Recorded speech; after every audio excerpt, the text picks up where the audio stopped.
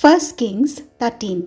While Jeroboam was standing by the altar to offer incense, a man of God came out of Judah by the word of the Lord to Bethel, and proclaimed against the altar by the word of the Lord, and said, O altar, altar, thus says the Lord, a son shall be born to the house of David, Josiah by name, and he shall sacrifice on you the priests of the high places who offer incense on you, and human bones shall be burned on you.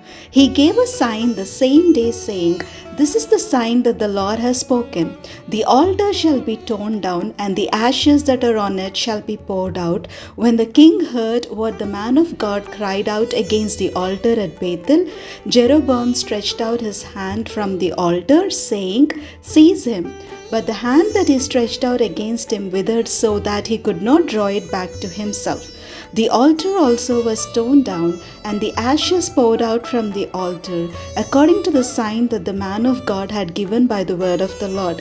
The king said to the man of God, Entreat now the favor of the Lord your God, and pray for me, so that my hand may be restored to me. So the man of God entreated the Lord, and the king's hand was restored to him, and became as it was before. Then the king said to the man of God, Come home with me and dine, and I will give you a gift. But the man of God said to the king, If you give me half your kingdom, I will not go in with you, nor will I eat food or drink water in this place. For thus I was commanded by the word of the Lord, You shall not eat food or drink water, or return by the way that you came. So he went another way and did not return by the way that he had come to Bethel. Now there lived an old prophet in Bethel.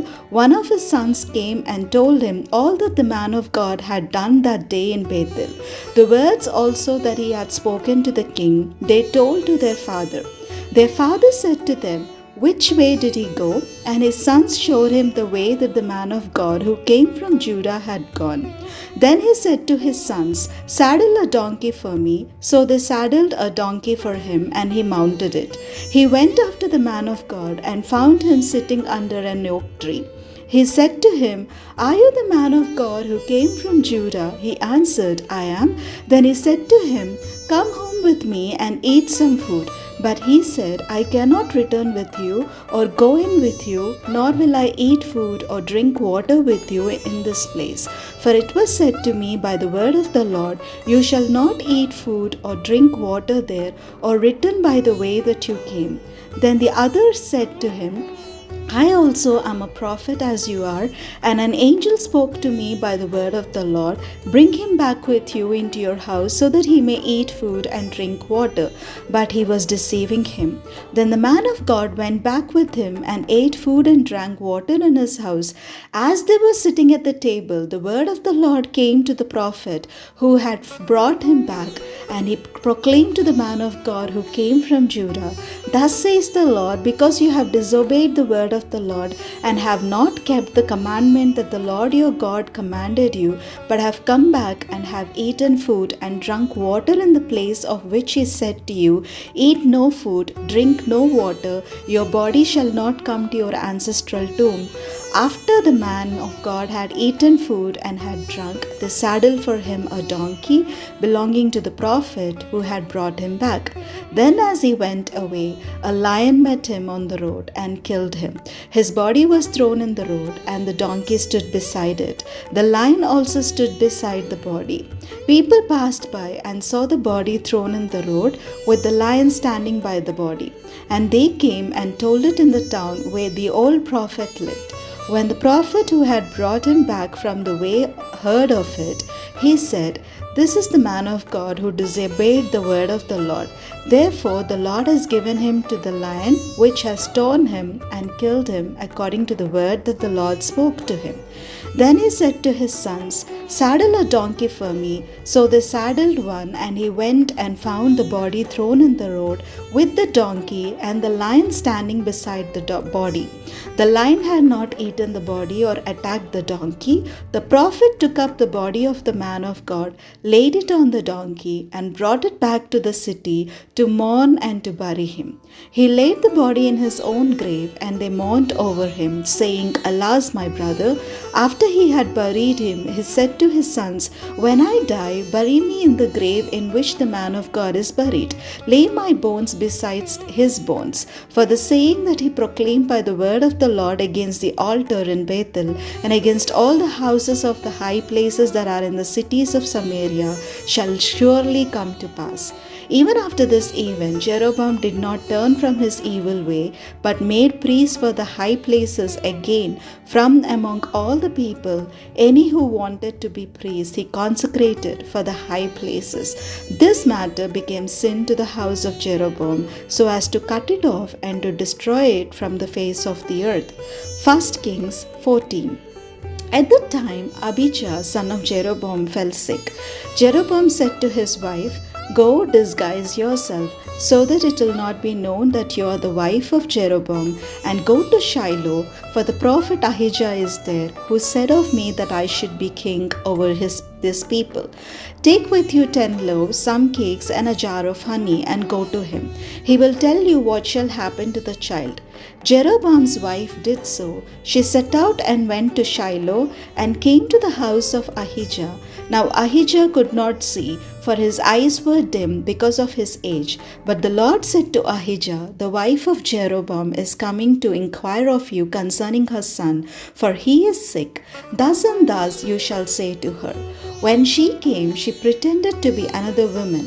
When Ahijah heard the sound of her feet, as she came in at the door, he said, "Come in, wife of Jeroboam. Why do you pretend to be another? For I am charged with heavy tidings for you.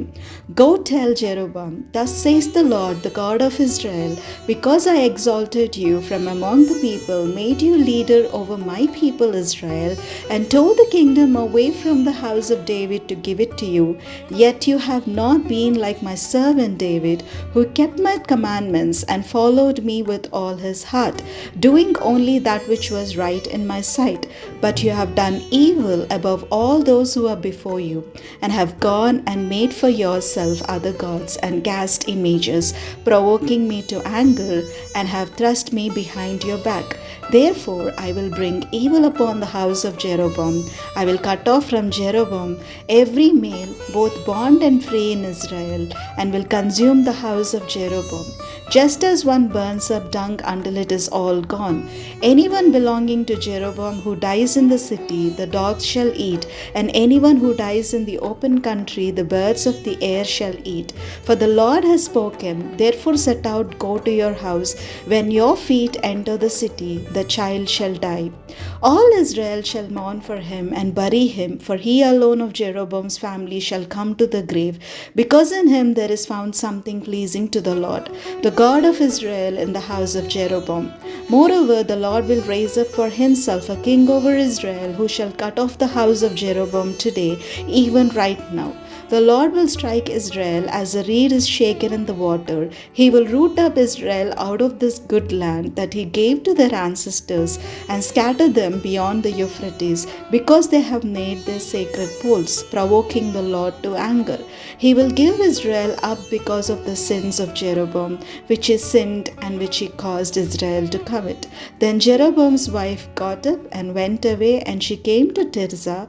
As she came to the threshold of the house, the child died. All Israel buried him and mourned for him, according to the word of the Lord, which he spoke by his servant the prophet Ahijah. Now the rest of the acts of Jeroboam, how he warred and how he reigned, are written in the book of the annals of the kings of Israel. The time that Jeroboam reigned was 22 years. Then he slept with his ancestors, and his son Nadab succeeded him. Now Rehoboam, son of Solomon, reigned in Judah. Rehoboam was 41 years old when he began to reign, and he reigned 17 years in Jerusalem, the city that the Lord had chosen out of all the tribes of Israel to put his name there. His mother's name was Naamah the Ammonite. Judah did what was evil in the sight of the Lord. They provoked him to jealousy with their sins that they committed, more than all that their ancestors had done. For they also built for themselves high places, pillars, and sacred poles on every high hill and every green tree. There were also male temple prostitutes in the land. They committed all the abominations of the nations that the Lord drove out before the people of Israel. In the 5th year of King Rehoboam, King Shishak of Egypt came up against Jerusalem. He took away the treasures of the house of the Lord and the treasures of the king's house. He took everything. He also took away all the shields of gold that Solomon had made. So King Rehoboam made shields of bronze instead, and committed them to the hands of the officers of the guard, who kept the door of the king's house. As often as the king went into the house of the Lord, the guard carried them and brought them back to the guard room. Now the rest of the acts of Rehoboam and all that he did, are they not written in the book of the annals of the kings of Judah? There was war between Rehoboam and Jeroboam continually. Rehoboam slept with his ancestors and was buried with his ancestors in the city of David. His mother's name was Naamah the Ammonite. His son Abijam succeeded him.